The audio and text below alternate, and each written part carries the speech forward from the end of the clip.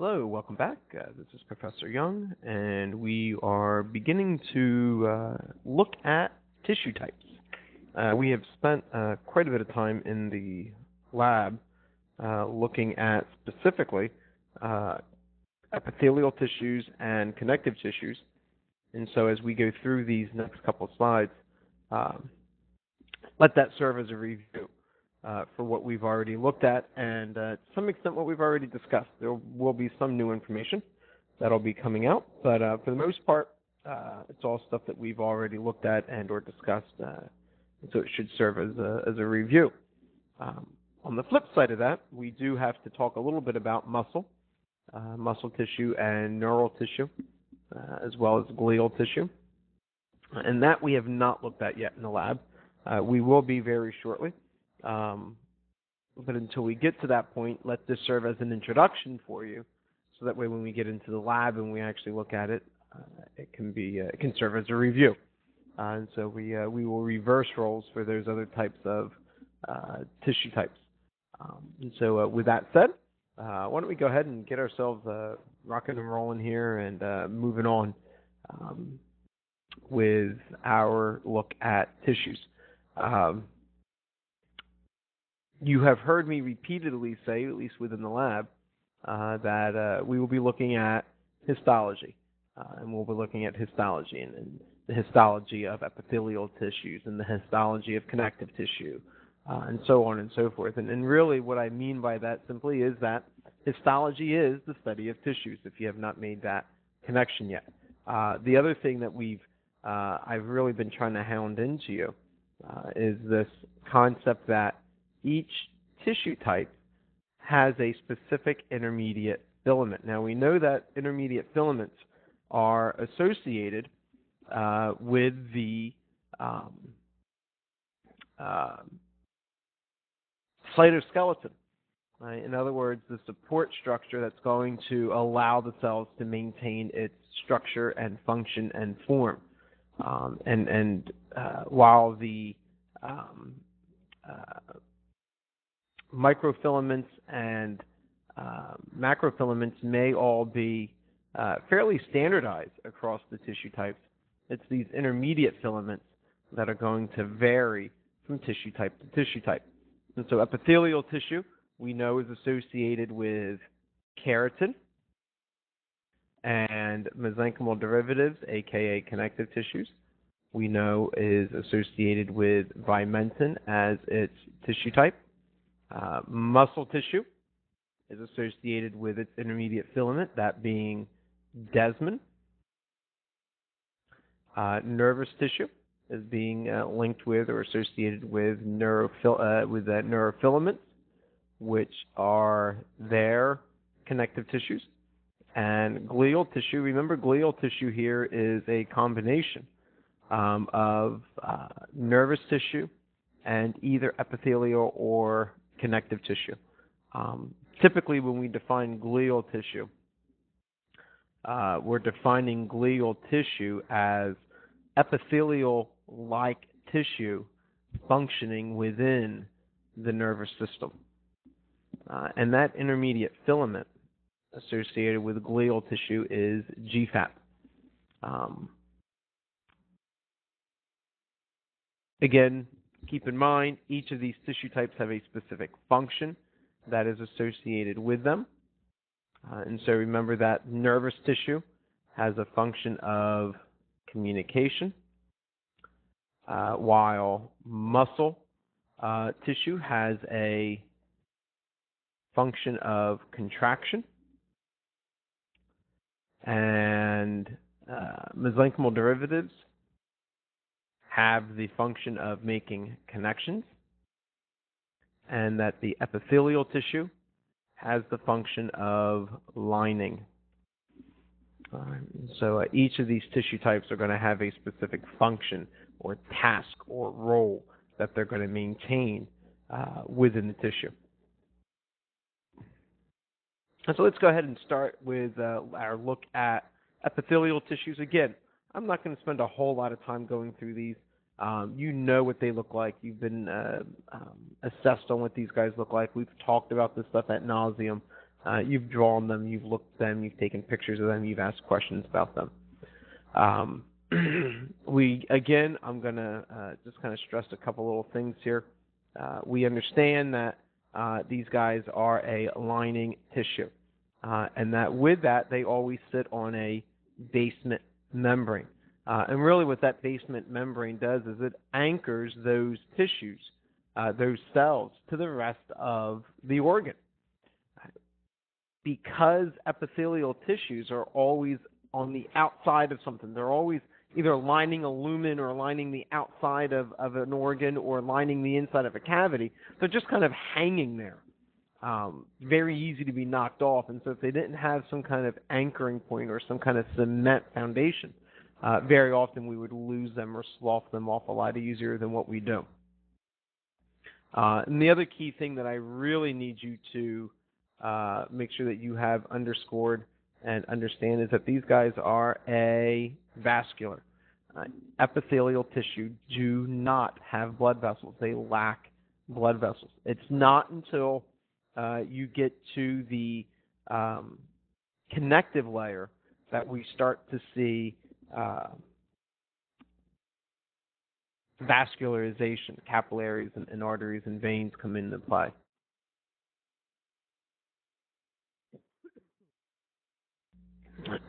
So, with that said, our first type of tissue here is squamous epithelial. We know that squamous can come in two key varieties. We've got the simple variety, simply meaning that it is one layer, or as is indicated between the A bracket there, they can be, if I can spell stratified, that would be a lot more helpful, or they can be stratified. And so squamous epithelials come in as either being stratified or simple. Again, they're going to be lining something. The simple squamous that you're looking at there is probably either human scalp or frog cell. The stratified there is going to be the lining of something. Could be the lining of stomach. It's not intestine. It's something. It's probably stomach. But that is definitely stratified there. You can see the multiple layers of flattened cells that are present. And again, the whole purpose of connective or of simple squamous or stratified squamous is exchange. Because they are so thin, nutrients and gas and waste and other types of products can easily diffuse across that barrier there. Next, we have our cuboidal cells. We talk about perfection in our pictures. That's about as perfect of a cuboidal as you are going to see. You can see that they have that nice clear nucleus that is present. You can see that they have that cubed type of shape. Again, the space right here in the middle, that space right there, the space that's right here, that space that's right there, they are the lumens. And so that's some kind of vessel by which these cuboidal cells are lining. So you're looking down into that. This would be a cross-section or a transverse section of that organ that you are looking at. Typically, we only think of cuboidal cells as being simple. There may be a couple way out there examples of stratified, nothing that I'm thinking of off the top of my head. But their whole purpose here is transport and storage. Right? Transport and storage. We do see cuboidal cells very often. We find cuboidal cells deep in the respiratory system. So we know that the trachea is lined with columnar cells, pseudostratified ciliated columnar epithelial cells. And what happens is as you move down into the trachea, that trachea branches off into the bronchi, and you have primary bronchi and you have secondary bronchi The primary bronchi are a little bit thicker, and they're still lined with pseudostratified ciliated columnar epithelials. As you get down into the lungs, the right and the left lung, those primary bronchi become secondary bronchi. And it's at that point in time where we lose the need to have pseudostratified ciliated columnars, and we actually move to having cuboidal cells.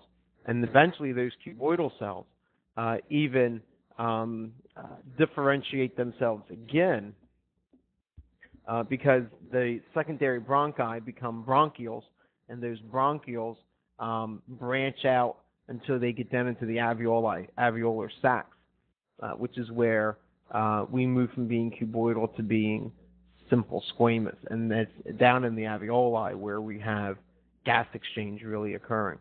And so deep in the respiratory system, we have cuboidal epithelials.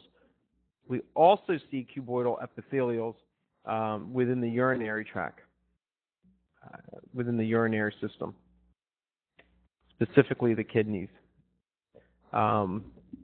We have filtration tubules, which is something that we'll get into in A&P2. And those tubules that are used for reabsorption and filtration are actually lined with cuboidal cells.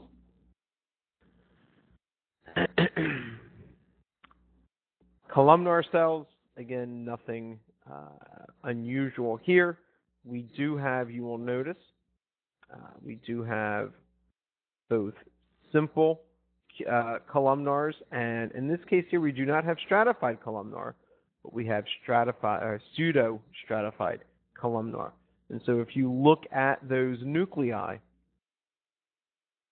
that are present, if you look at the nuclei that are present, you will notice that they are not neatly organized. They are very random in their placement, whereas if you look at the simple, we can just about draw a straight line and have all of those nuclei lined up. You can't do that with pseudostratified. That does not happen. Chances are the sample of the histology picture that is simple is probably the lining of the intestines, whereas the pseudostratified is more than likely trachea. And you can see the cilia that are present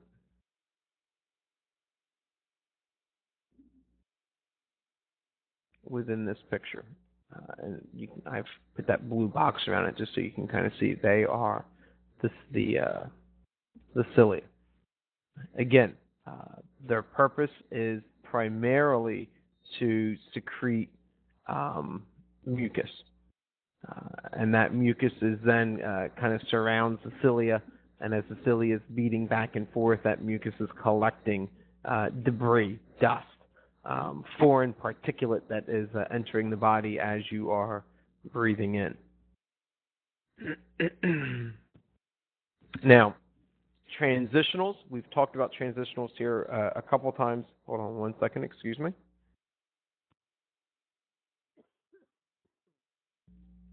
We've talked about transitionals here a couple times, specifically within lab, and I keep saying that with transitional epithelials, it's almost as if they start out as being squamous, but as they move further and further away from the basement membrane, they tend to change shape and they become more tear-shaped in appearance.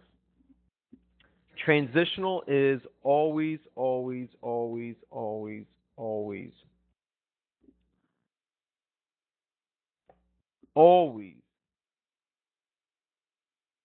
stratified. It's always stratified. You will not have simple transitional. If you had simple transitional, you would just have squamous, because there wouldn't be anything for it to transition to if it was only one layer. And so transitional epithelial is always stratified. Please, please, please keep that in mind. And again, all of these epithelial tissues are known to be avascular.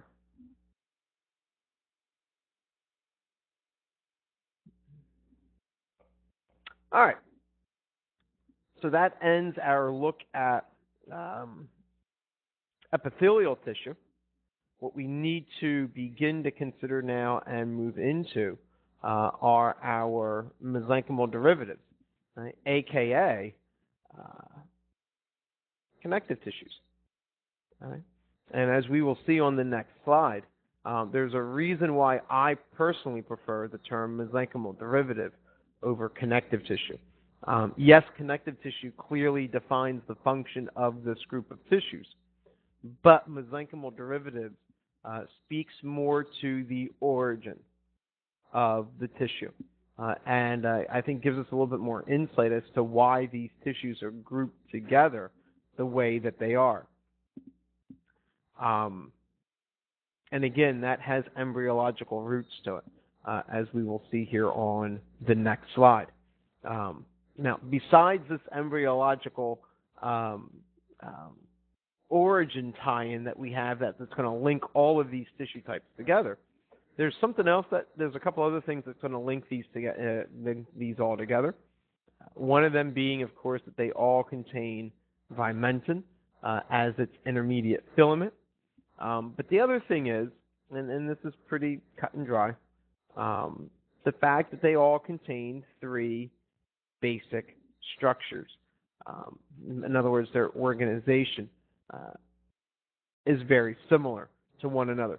They all contain a main cell type. Right? That is a must. All right? They all contain a main cell type. 2, they all contain a main fiber type. Right? Now, the cell type and the fiber type may vary from connective tissue to connective tissue, but the fact is, it is present. They all contain a main cell type and a main fiber type. And lastly, they all contain some amount of amorphous ground substance. And remember, my abbreviation for amorphous ground substance is AGS. And so whenever you see that, that is what that is referring to. All right.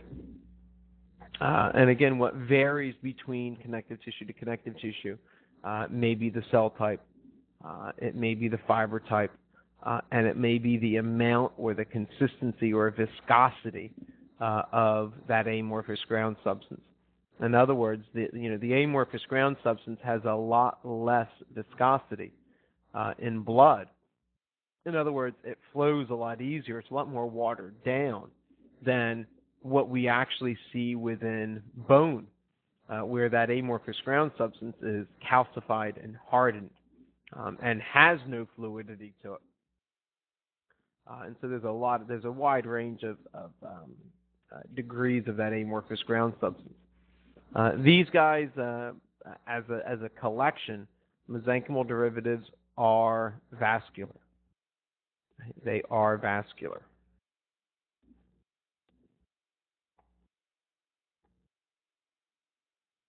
Right, so connective tissues are vascular. And so that's kind of the similarities between all of these guys here. Now, from here, all bets are off, because this is a very varied group. We go everything from loose areolar connective tissue all the way up to blood, bone, and connective tissue and cartilage. Drastically very different. Their function is different. The form is different. The makeup of the cell types and the fiber types and the degree of viscosity within the amorphous ground substance all vary tremendously when you look at the scope of diversity that we have within our connective tissues.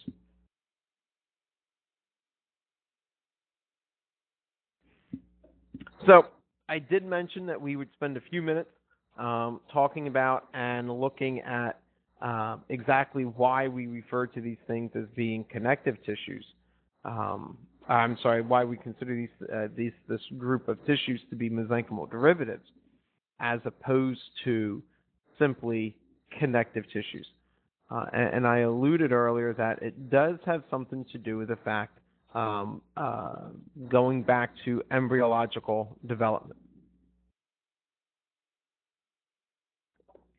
And that's where I'd like to take us next. Right. The area that we are concerned with is this area right in here. Right, that blue and yellow and white and red polka dotted area there, directly in the center of the picture. Because what that is there is that is the developing fetus. And each of those three regions, the blue, the yellow, and the white and red polka dotted, each of those three regions are what we refer to germ layers. They are non-differentiated layers of a developing fetus. This is very early on in embryological development. We're talking about definitely within the first 3 to 4 weeks of development. So this is very early on that we're looking at right here. And the other thing that you need to grasp here is, this is trying to kick me off, I am sure.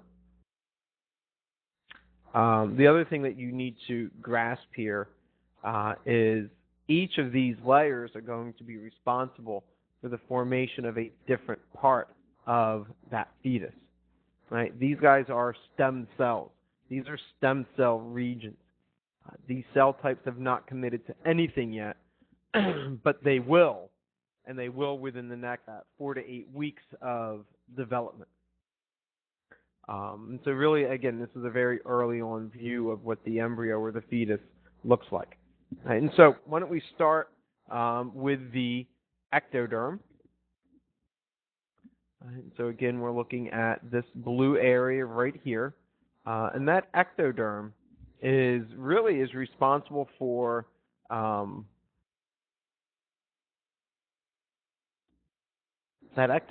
is mainly responsible for the development of the epidermis and the nervous system. And again, that's going to be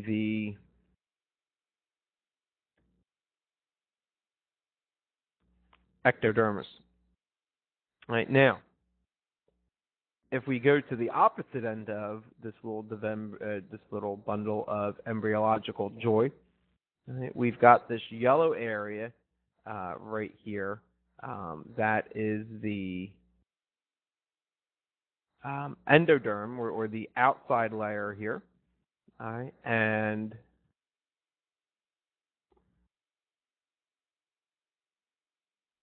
that endoderm gives rise to the development of the digestive system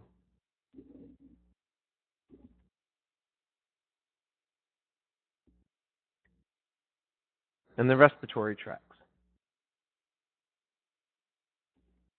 And again, that is what we're referring to here as being the endoderm.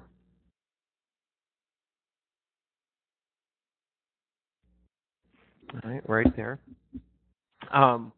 Why the digestive system and the respiratory system together? And the answer to that is very simple. They have a lot more in common than what you realize. Technically, they are both tubes within a tube. In other words, these are the only two systems that have direct contact, and they maintain direct contact with the outside environment. Right? All of the other systems are housed internally. They do not have direct contact with the outside environment, your muscular system, your skeletal system, your circulatory system.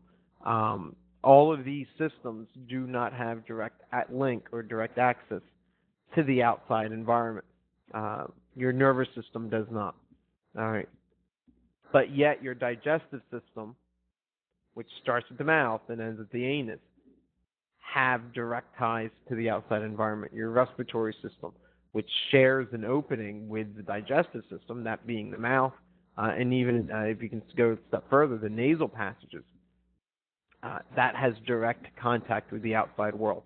And so it makes sense that they would give rise from the same embryological area. And then we have the mesoderm, which is really this area right in there, that middle area. excuse me, that mesoderm area is where we get the reference of mesenchymal derivatives. Derivatives because it's derived, it's formed, it's developed from that mesenchymal, or that middle area, that mesoderm area of the developing fetus. And what comes out of this is bone and blood and all of your other connective tissues, your cartilage, your dense regular, your dense irregular connective tissues, and also muscular tissue is derived from this mesoderm. Now that might seem a little oddball. Why would we go ahead and have muscle linked to the development of connective tissues? And the answer to that is twofold. One, muscles work very, very closely with connective tissues. We know skeletal muscle has a direct link to the skeletal system, and really a lot of your other muscles, your smooth muscles and your cardiac muscles, rely on connective tissues as part of how they function and perform their task. And so it makes sense that they would all be linked together. Now, the major connective tissues that we need to consider here, of course, include loose connective tissue and dense connective tissue, which we've looked at and talked about in lab. We know that another term for loose connective tissue here is loose areolar connective tissue. We know that there are two types of dense connective tissues, in that we have dense regular connective tissue, and we also have dense irregular connective tissues. Elastic connective tissue is really just a special case of dense regular. And then we've got more of the oddball ones. We've got adipose tissue, we've got cartilage, and along with cartilage, as we know, we also have bone that is mixed in there, and we have blood. And so things that you might not normally consider to be connective tissues are definitely thrown in with this group.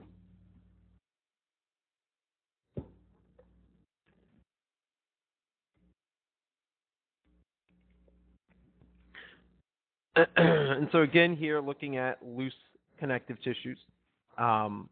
With loose connective tissue, there is more amorphous ground substance than what there are fibers or cells. Areolar, or loose, it's not very well held together. There's a lot of open space that is found within that loose connective tissue. And again, the major cell type here is a fibroblast. And basically the job of the blast there is to continue to make the ground substance, which is the glue that's going to hold everything together. Collagen is going to be your major fiber type. Collagen allows for firmness. It gives, in the case of skin, its ability to rebound very easily. It provides some cushioning. It bulks or beefs up the surrounding area. And again, we find loose connective tissue beneath the skin. Once we get into the muscle dissections, you're going to be dealing with loose connective tissues an awful lot, because each and every muscle has its own loose connective tissue sheath or bag that surrounds it. And so this is something that we're definitely going to be seeing a lot more of. Just a real quick word here about fibroblasts. And mainly what I want to kind of hone in on here is the ending of this, which is the blast. We've got three endings that you're going to see very often, especially once we get into bone. And those three endings are going to include blast, site, and clast. Now, each of these three endings all have very specific meanings for the function of the cell. So in other words, when we see blast, all right, we are producing something. The cell is in a production phase.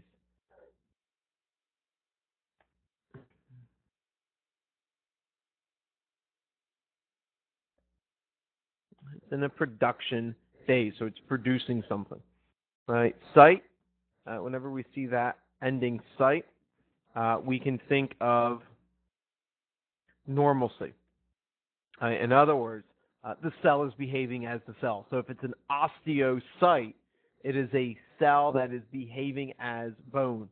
If it's a chondrocyte, it is a cell that is behaving as a cartilage cell. If it is a erythrocyte, it is a cell that is behaving as a red blood cell. If it's an adipocyte, it's a cell that's behaving as a fat cell. If it is a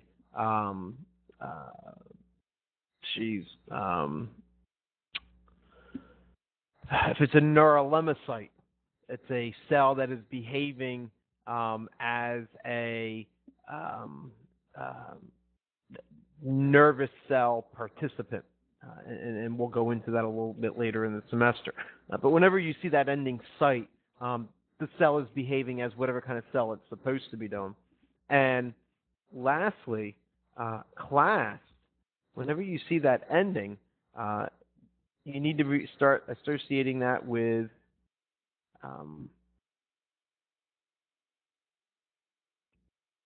breaking down. All right? So something is breaking down bone. A chondroclast is going to be a cell that is breaking down cartilage. And so the three of these guys need to work in tandem with one another.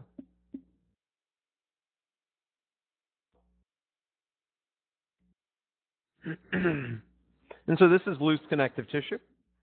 Right? Again, here we can see that the fibers are very evident right there and right there, all over the place here. Right? We can also see that the cells, the fibroblasts, are also very abundant.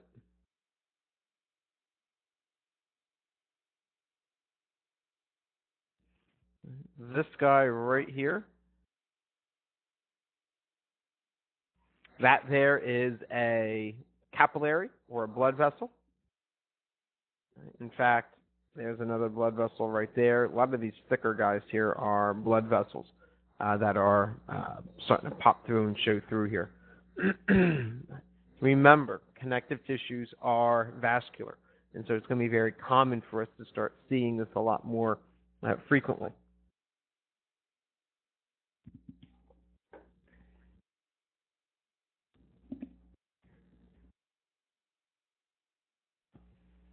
Right. Dense connective tissue. Pretty much the same thing as loose connective tissue. It's just we have a lot more organization. In other words, we have a lot less amorphous ground substance and a lot more collagen fibers that are present. Now, depending on the type of dense connective tissue that we are referring to, typically we do have a longer healing time with our dense connective tissue. And the reason for that is very simple.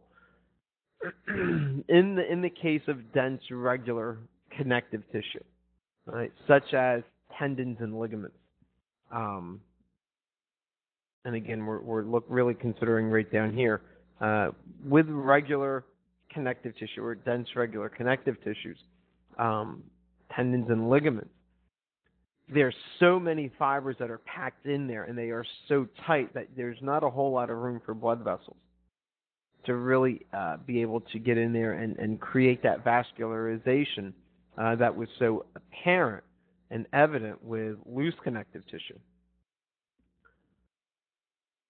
With that said,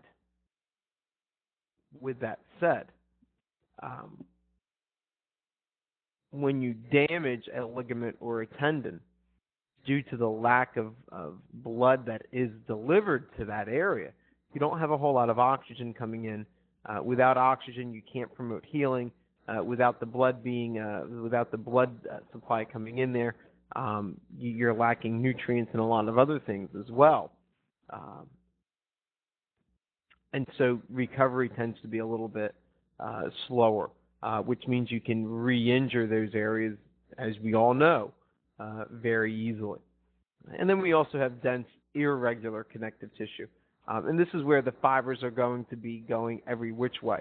And the main reason for that is because the force that's applied on those organs are coming from multiple views or multiple angles. And so you want that tissue to be able to respond in such a way that it's not one-sided, that it can adapt from multiple views or multiple angles or multiple directions. So here we have both a dense irregular, which is located right here, and we also have our dense irregular, which is located right there. And I think you can see very clearly with the dense regular, the fibers are all running in the same direction. The nuclei are all nicely lined up one next to the other, whereas with the dense irregular, you have a lot more disorganization that's taking place.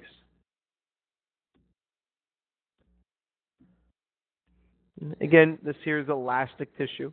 The main difference for elastic tissue, which is just a special case of dense regular connective tissue, but the key thing here is the main fiber type here is elastin instead of collagen.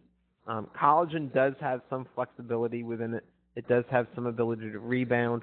Nowhere near the recoil ability than what is found within the elastic tissue. And what you're looking at there is all those black fibers that are running through that picture. That's all elastic or elastin fibers or elastic fibers. And so very often we do find these guys in arteries of the heart.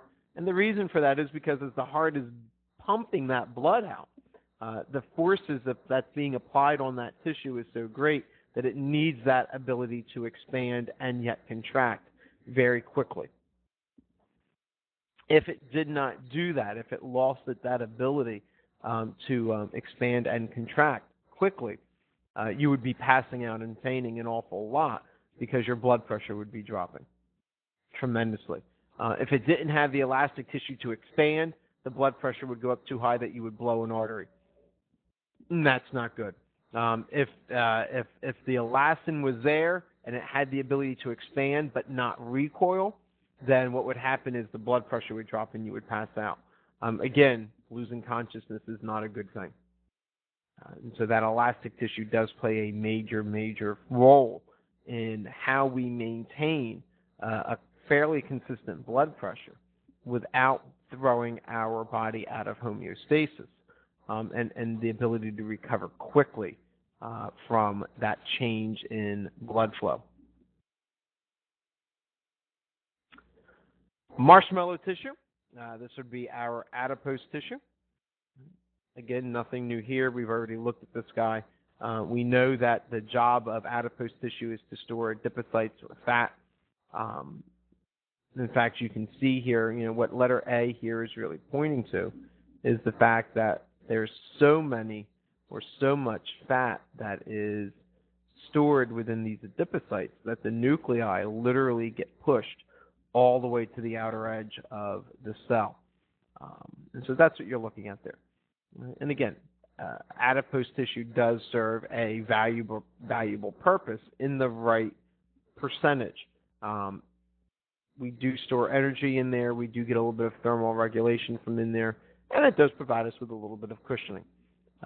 When we do dissections, even the fittest of people have a thin layer of subcutaneous fat that is underneath of their skin.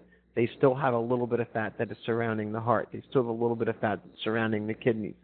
And the reason for that is because of cushioning factors. It's because of energy reserve. It's because of warmth. And so fat does serve a purpose.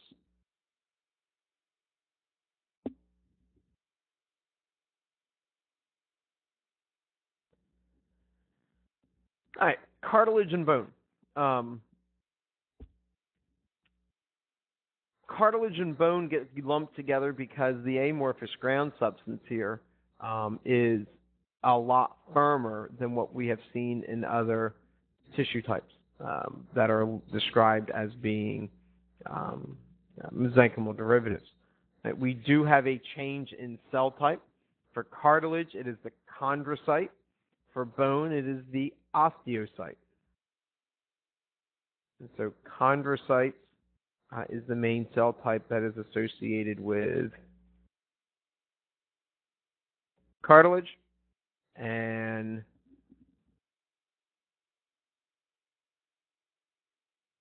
osteocytes is the main cell type that is associated with bone. And so if we look here at a chondrocyte, and this here is cartilage, excuse me one second.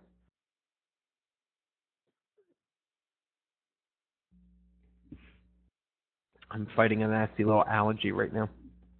And so I feel the need to cough. And I don't want to do that into the microphone because I might blow your eardrums out as you're looking or listening. So when I pause, don't worry. I'm just hacking up a lung and moving on. And so what you're looking at here is a chondrocyte. The letter C that you see there, it's pointing to that white capsule. That white capsule is a lacuna. It's a cavity that's going to house the chondrocyte. A is pointing to the chondrocyte itself. And again, the job of that chondrocyte is basically to help to maintain the amorphous ground substance, and that's what B is pointing to. B is pointing to or identifying that amorphous ground substance. Now, typically, your cartilage is also free of blood vessels, no capillaries, no vascularization. And so you may ask, well, Young, how does it get nutrients? We already would understand that it's a slow healing process, but how does it get nutrients? And the quick and easy answer to that is diffusion. The blood vessels get as close as they can, and they release the oxygen and the nutrients, and they absorb the waste that's produced from within the cartilage all through diffusion.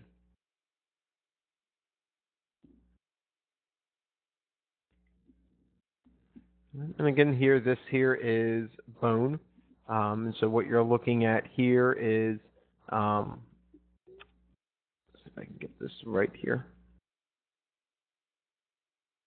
And so if you look at that area right there, you are looking at what we refer to as being a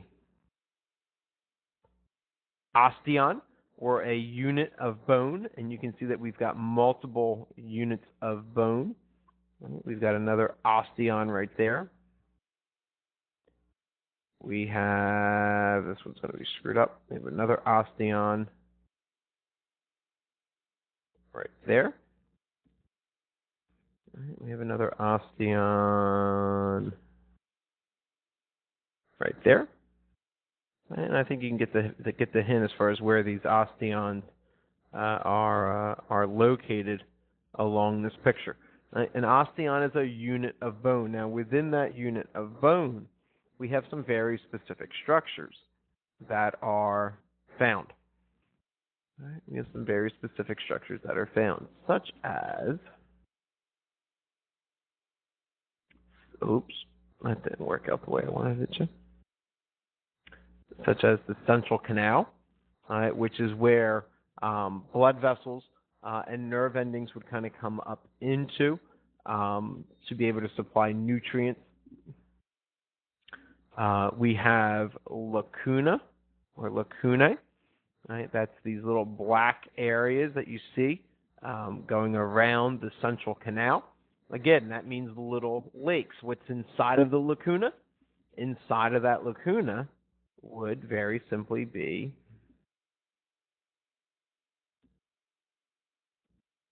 an osteocyte.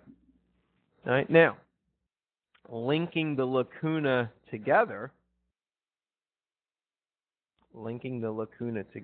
are canaliculi.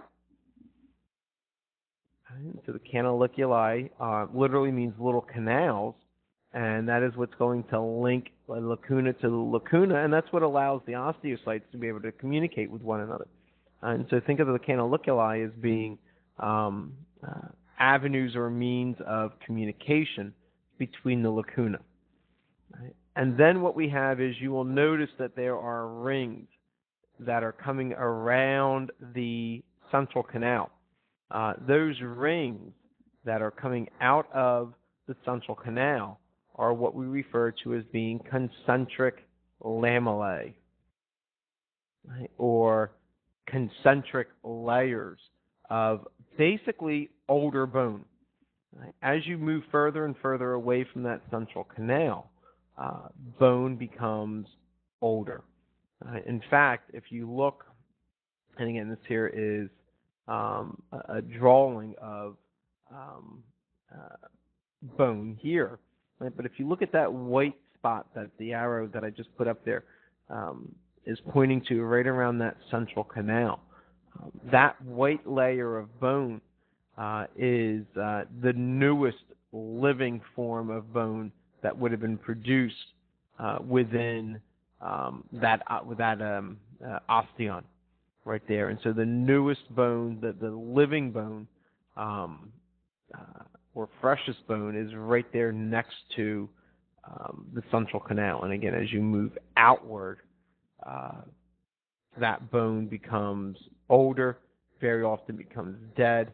And once those osteons reach a certain length, that's when we go into bone degradation. That's where we start to break down the bone and we start to form even more new bone.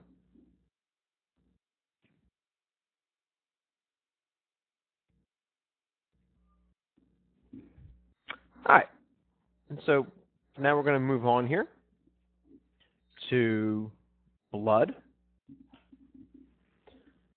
Blood is a connective tissue. It does meet all of the basic components of being a connective tissue. And again, we have three components in order to be considered a connective tissue. We have to have a main cell type. We have to have a main fiber type. And we also have to have amorphous ground substance. And for blood, plasma serves as the amorphous ground substance.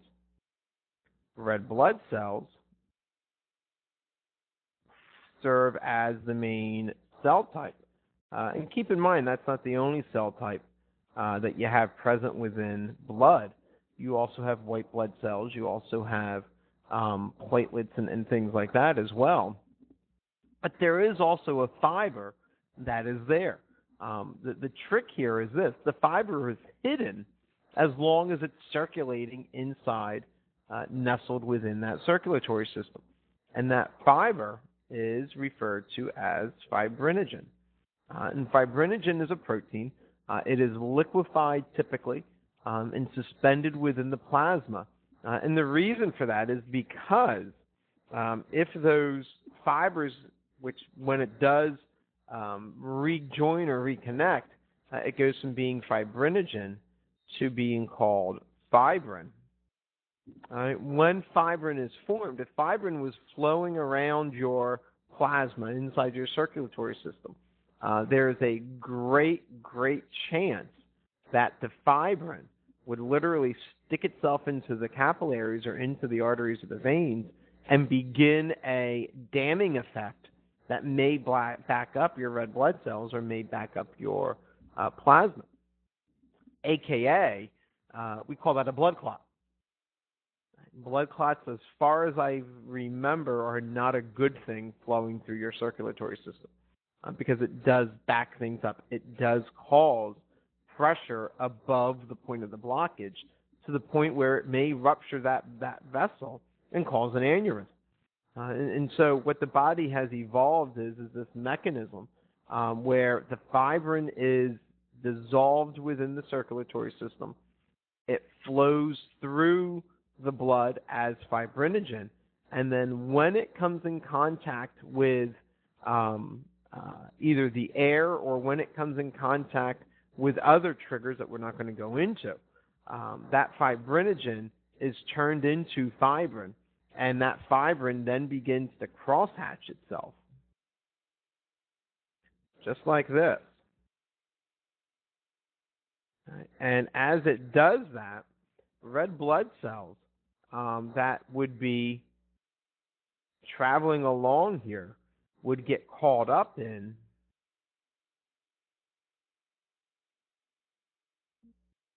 this little web. So these are all my little red blood cells.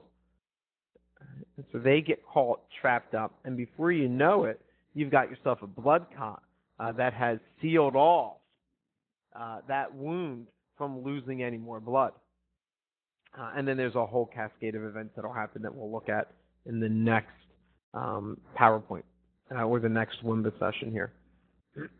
Right? But keep in mind, blood definitely does meet all the criteria of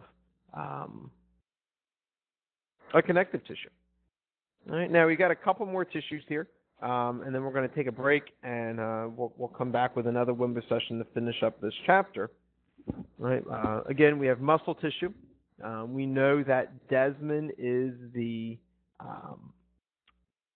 intermediate filament of choice for muscular tissue. We also understand that the role or function or purpose of muscle tissue is strictly contraction, not even relaxation. Muscles cannot relax on their own without having another set of muscles contract, pulling that original muscle back into a relaxed state. So keep that in mind. And we do have three main types of muscle. We've got skeletal muscle, which we will cover in a little bit, in a couple chapters here. All right, we've also got smooth muscle, which we will spend a little bit of time talking about this semester as well. And we also have cardiac muscle, which will come into play next semester as you start looking at cardiovascular systems in A&P 2. So real quick, let's take a look at skeletal muscle. With skeletal muscle, what we see here is we see a multinucleated, multi-fiber type of structure.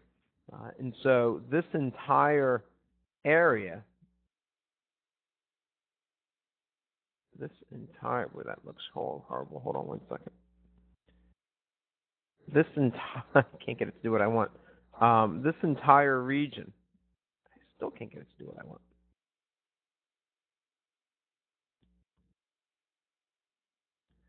This entire region right in here is all one fiber that are made up of multiple smaller strands that we refer to as fibrils. And so there's multiple fibrils that make up a fiber of muscle. And each of these fibrils are multinucleated. And so there's multiple nuclei with multiple mitochondria that are found within this skeletal muscle. Now, skeletal muscle is associated with bone, which is why we call it skeletal muscle. It directly attaches to the bone via tendons. And the other thing that you can see here is that the skeletal muscle has striations that runs through it. And so if you look real closely, right in this area here, you can actually see striations that are running across it. Once we get into the muscular system, we'll understand why those striations are there. There is a reason why they are there. We're not going to worry about it right now.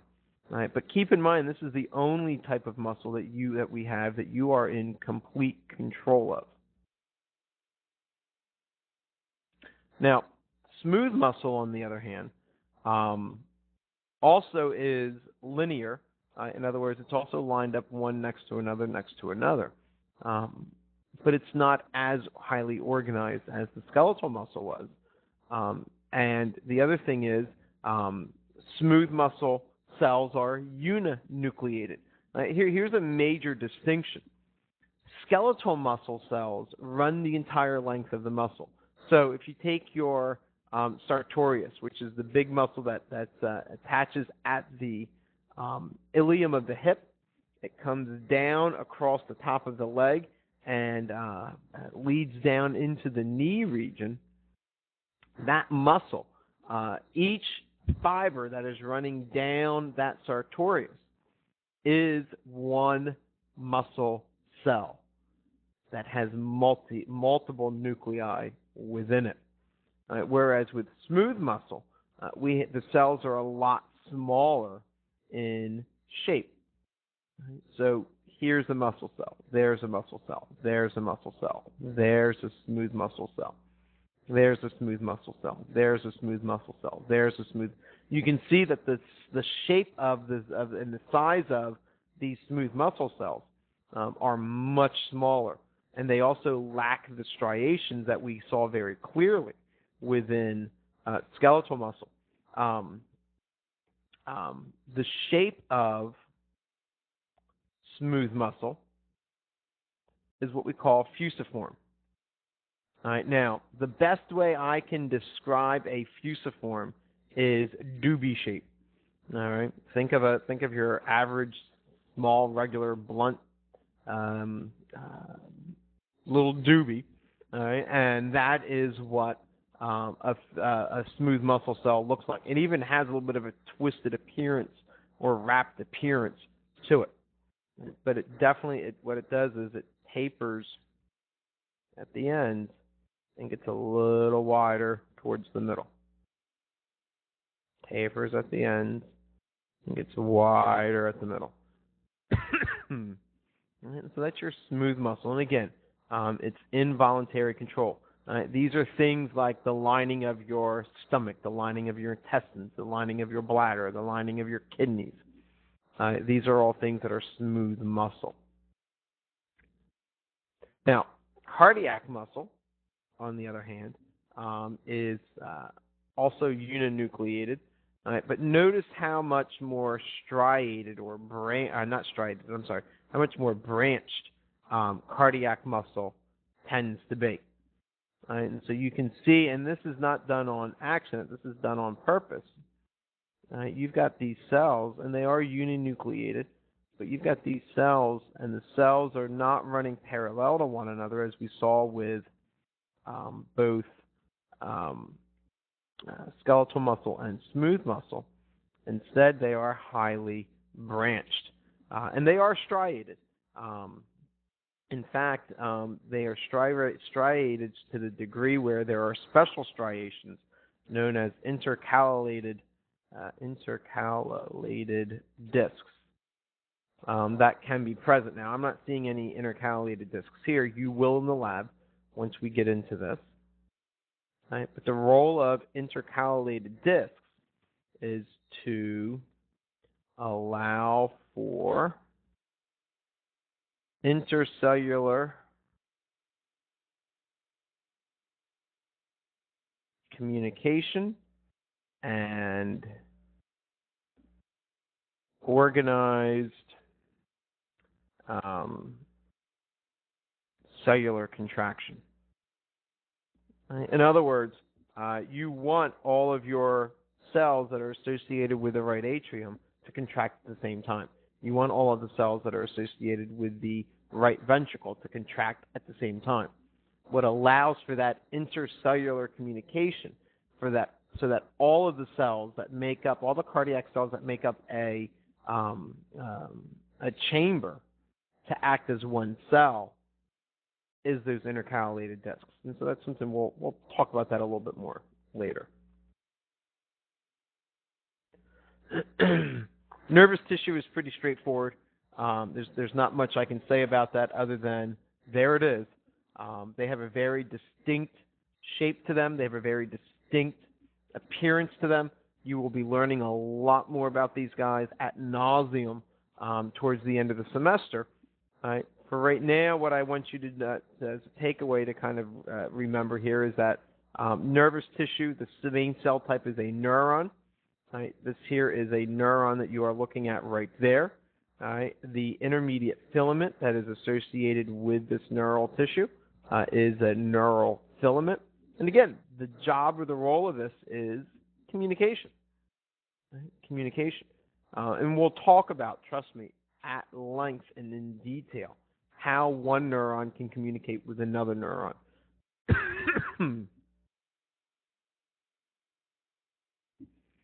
And so then we have glial tissue.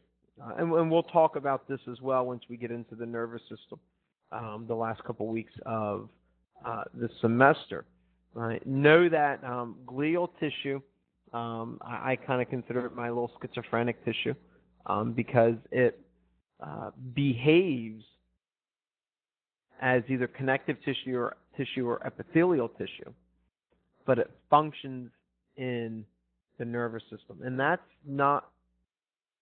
unique. That's something that doesn't typically happen, and so we'll get into that in a lot more detail later on. And again, the intermediate filament for glial tissue here is GFAP, glial fibrillary acidic protein, which is why we just call this GFAP. And so on that note, I'm going to let you rest up and kind of digest this material a little bit. Again, most of it was straightforward. I don't think there's anything too tricky with it. Again, the great majority of this we've already covered and been through.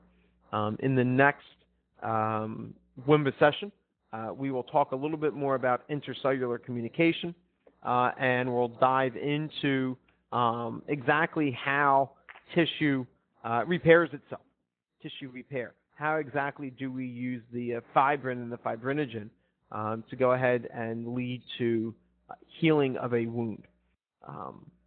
And so that gives you something to look forward to as we move forward together. As always, if you have any questions, make sure to shoot me an email. Remember, you can always rewind these guys, go back to a specific slide if you need something to review too. Again, don't be hesitant to ask questions about something that you may not quite understand.